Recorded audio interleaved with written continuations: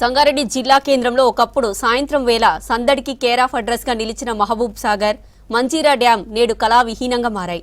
వేసవి సెలవుల్లో పిల్లలతో కలిసి బోట్ షికారు చేస్తూ ఆహ్లాదంగా గడపాలనుకునే నగరవాసులకు నిరాశ ఎదురవుతుంది. అధికారుల నిర్లక్ష్యం, నిర్వహణ లోపంతో కోట్లాది రూపాయలతో ఏర్పాటు చేసిన బోటింగ్ యూనిట్లు నేడు చెత్త కుప్పలుగా మారుతున్నాయి.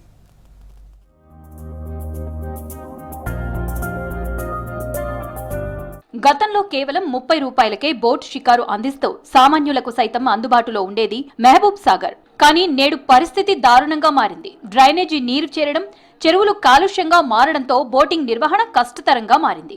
నగరానికి మణిహారంగా ఉండాల్సిన ఈ చెరువు దుర్వాసనతో పర్యాటకులను దూరం చేస్తోంది. మరిన్ని బోట్లు పెంచాలని పర్యాటకులు కోరుతుంటే ఉన్న బోట్లు కూడా మరమ్మతులకు గురై మూలన పడడం అధికారుల పనితీరుకు అద్దం పడుతోంది. మరోవైపు పక్షుల సంరక్షణ కేంద్రంగా విరాజిల్లే మంజీరా రిజర్వాయర్ దగ్గర కూడా ఇదే పరిస్థితి. నీటి మట్టం తగ్గడం సాకుగా చూపి బోటింగ్ సేవలను నిలిపివేశారు.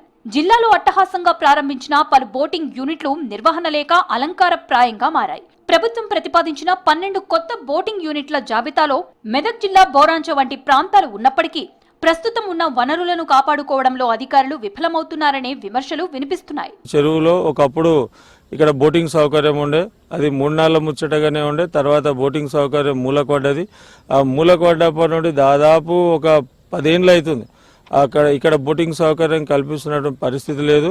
బోటింగ్ నిర్వహణ కోసం, బోటింగ్ షికారు కోసం వెంటనే నిధులు మంజూరు చేసి ఇక్కడ సిబ్బందిని ఏర్పాటు చేసి పర్యాటకులకు కానీ స్థానిక ప్రజలకు కానీ మరి ఇక్కడ ఆహ్లాదకరమైన వాతావరణం, పెద్దలు పిల్లలు అందరూ వచ్చి మరి ప్రకృతిని ఆస్వాదించి మరి బోటింగ్ షికారు చేసి ప్రకృతిని ఆస్వాదించే విధంగా తగిన చర్యలు తీసుకోవాలని. పిల్లల్ని తీసుకుని సాయంత్రం బయటికి వస్తే కనీసం బోటింగ్ కూడా లేదని పలువురు పట్టణవాసులు ఆరోపిస్తున్నారు.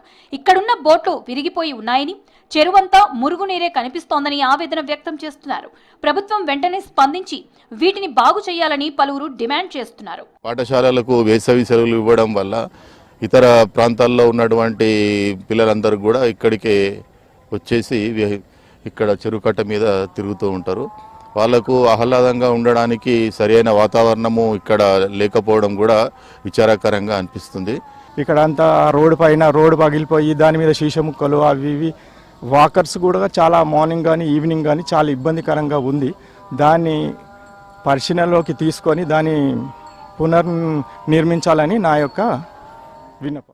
జిల్లా యంత్రాంగం, పర్యాటక శాఖ ఇప్పటికైనా ఉన్న బోట్లను తక్షణమే మరమ్మతు చేయించి చెరువుల ప్రక్షాళన చేపట్టాలని కోరుతున్నారు పట్టణ ప్రజలు.